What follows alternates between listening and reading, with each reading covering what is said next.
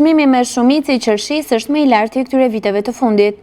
Kjo ka ardhur edhe për shkak të prodhimit të ulët në krahasim me një vit më parë. Kjo për shkak të temperaturave të ulta dhe rreshjet e borës në muajin prill, kur qershia, molla e kumbulla ishin në lulëzim, por nga ana tjetër fermerët bëjnë me dije se tregtarët abuzojnë me çmimet e pakicës.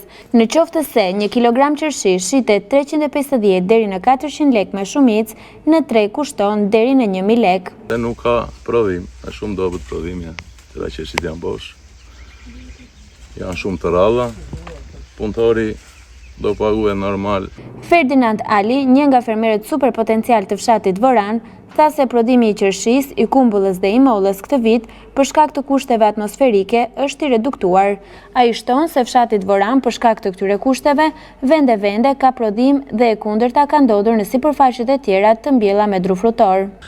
Po ne verejmë sot në aktualisht jemi në pemtoret e Voranit, verejmë që vende ka demet të konsiderueshme, por vende ka dhe prodhim. Prodhimet niveleve të ulta, të pakta, me fjalë. Jo në ato rendimentet të dëshirojnë që dëshirojnë fermerët sot për të patur në fermat e tyre.